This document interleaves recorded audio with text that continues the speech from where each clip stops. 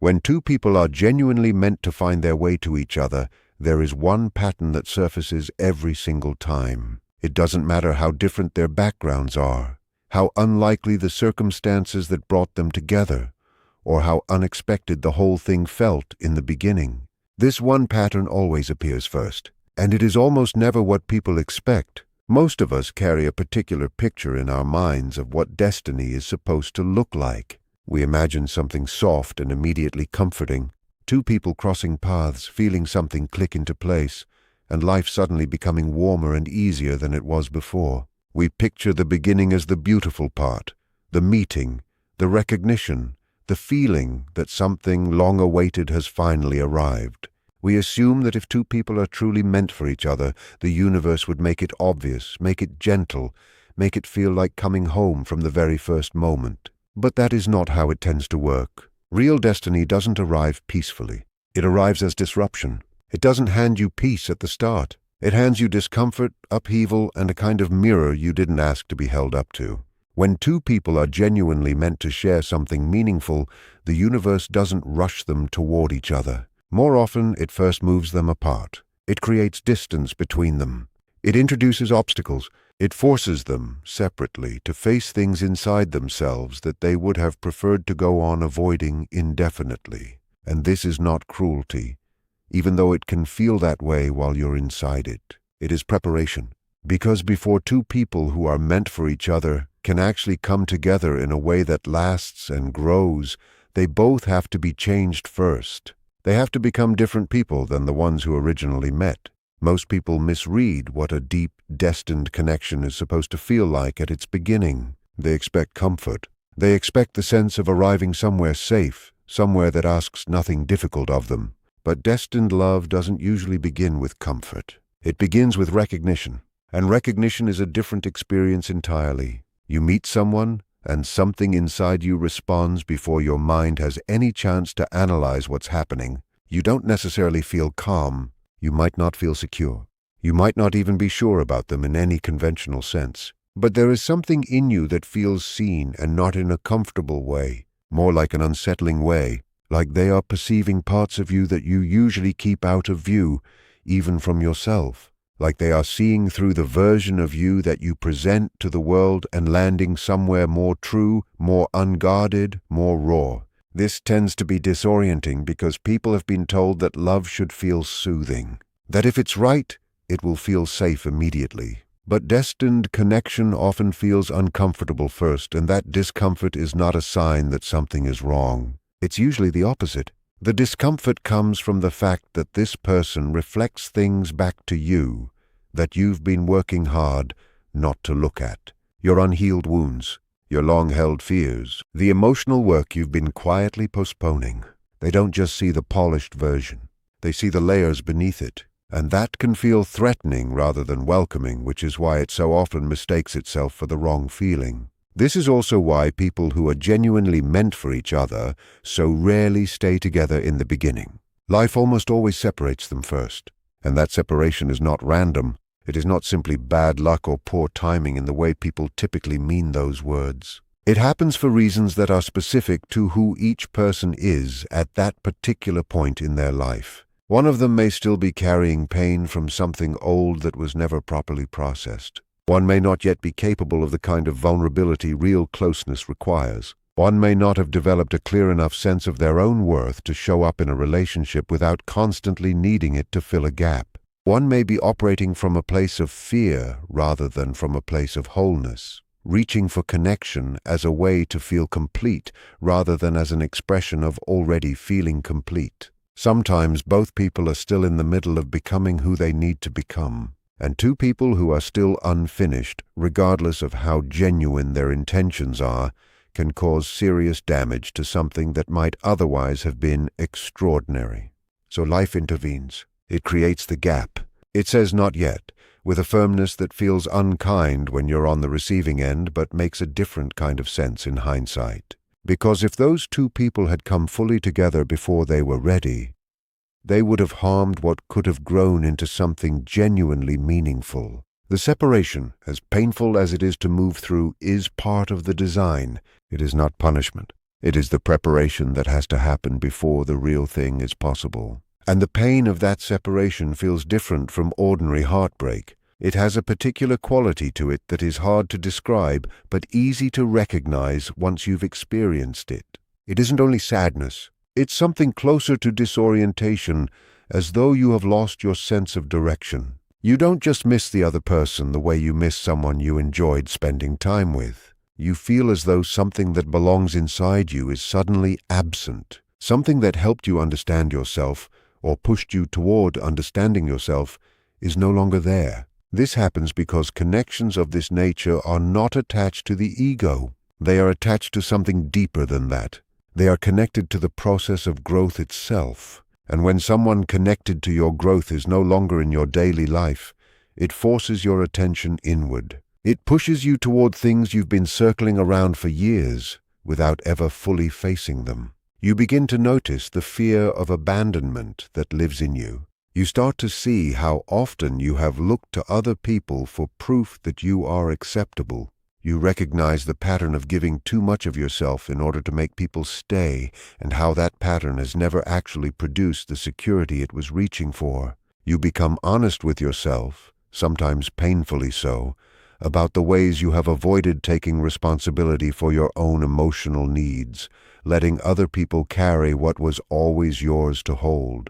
These are uncomfortable realizations. Nobody welcomes them, but they are exactly what is needed, because the pain of this period is not designed to break you. It is designed to wake you up, and it does so quietly, in ways you don't always recognize as they're happening. Even when there is no contact, even when everything has gone silent, even when every logical voice inside you is saying it's time to move on, something is shifting in you. You become more aware of yourself in a way you weren't before. You become more discerning about who you allow into your space and what you accept from them once they're there. You become more willing to be honest about what you actually feel and what you actually need, rather than performing emotions that seem easier to live with. Things you used to tolerate without much thought start feeling genuinely wrong to you. Dynamics you once accepted as normal begin to feel like something you deserve to be free from. People you might have chased or clung to before no longer hold the same appeal. You start wanting depth where you once settled for surface-level engagement. You begin craving the kind of connection that is real and mutual, rather than the temporary relief of being wanted by someone who doesn't truly see you. And often, you don't even connect this growth to that one specific person. You don't think of the change inside you as being rooted in that relationship, but it is. The moment they entered your life, something was activated. They functioned as a trigger for a process that was always waiting to begin. And this is one of the most important things to understand about this kind of connection. It doesn't create obsession. It doesn't make you smaller or pull you away from yourself. It creates reflection. It turns your attention back towards your own life, your own patterns, your own long-standing choices. It prompts you to ask yourself questions that go much deeper than the surface. Why do I love the way I love? Why do I pull back when closeness arrives? Why do I repeatedly accept less than I know I deserve?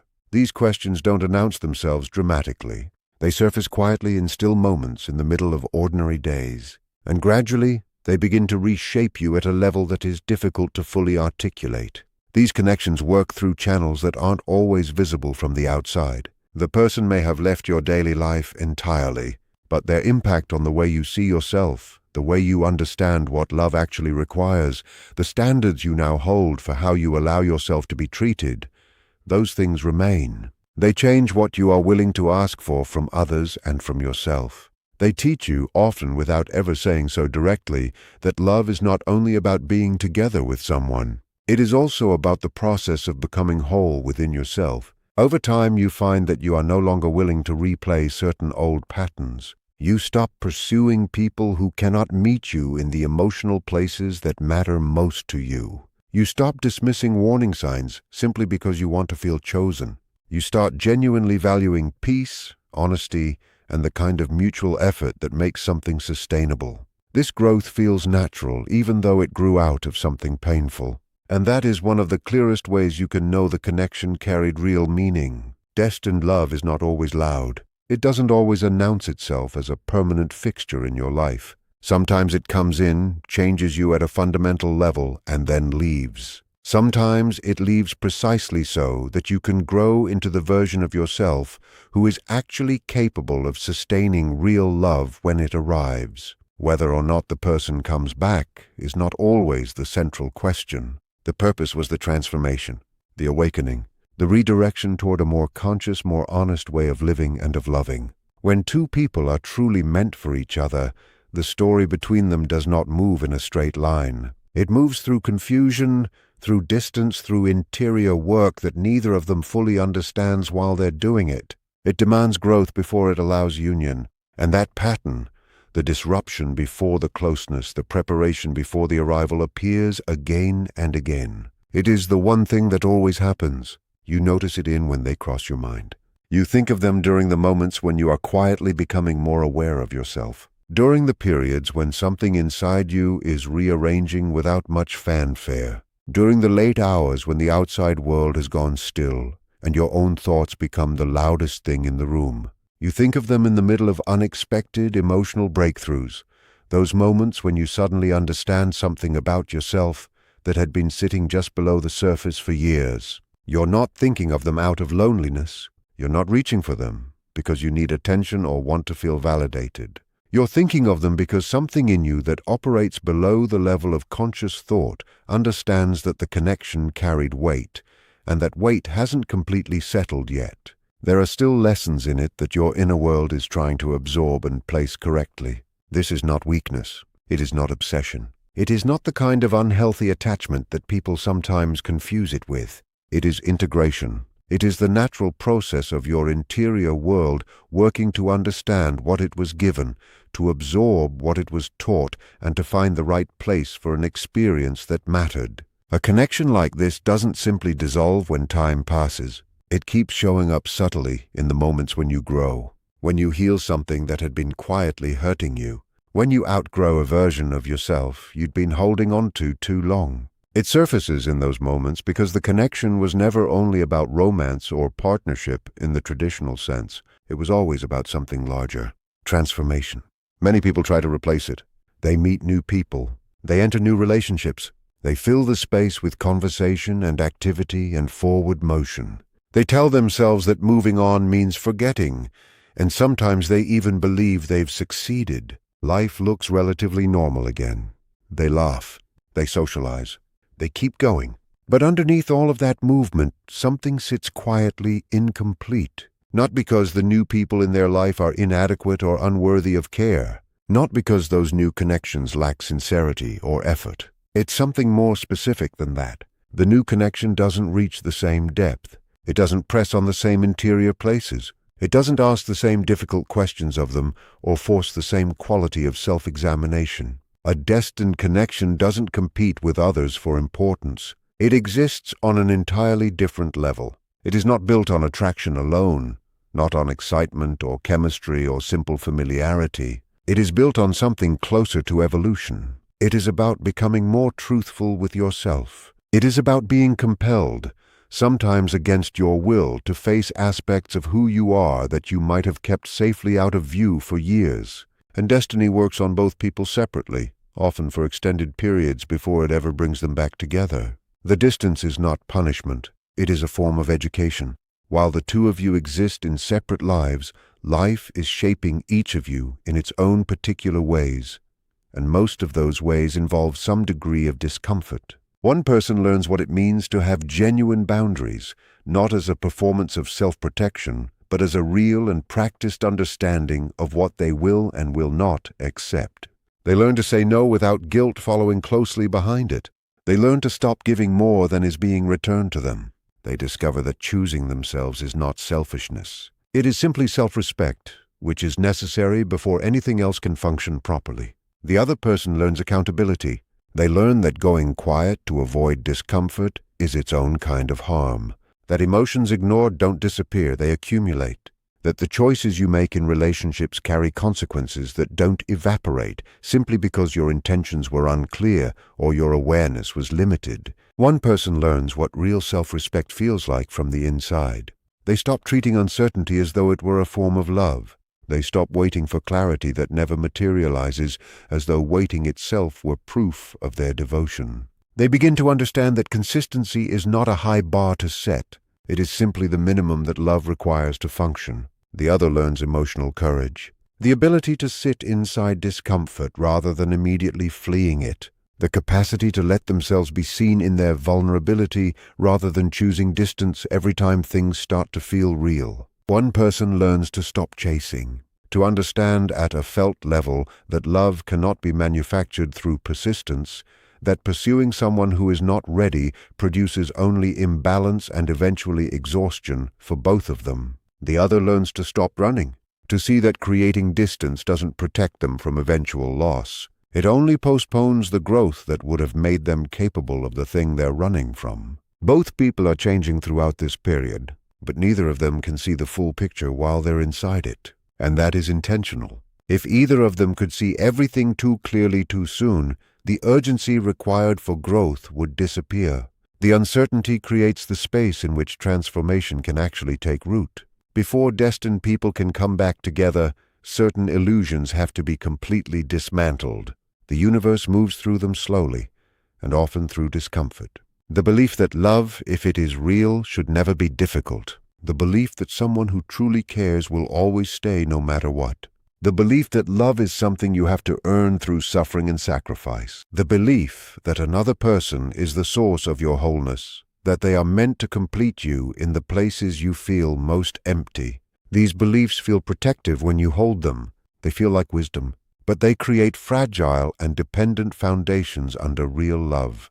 They generate expectations that no human being is capable of consistently meeting. So life dismantles them, not gracefully, through silence, through distance, through disappointing experiences that leave you sitting alone with your thoughts and nothing comfortable to hold on to. In that space, you begin to see yourself without the usual softening. You begin to identify the patterns you've been repeating. You trace them back. You see the places where you walked away from yourself in the past, where you compromised what mattered to you in order to maintain someone's presence. You learn, often slowly and painfully, that love is not designed to rescue you from your incompleteness. You learn that another person cannot heal the parts of you that still need your own attention. You learn that real connection begins from a place of relative wholeness, not from a place of emptiness trying to fill itself through someone else. That is the real nature of destined connections. Not possession, not guarantee,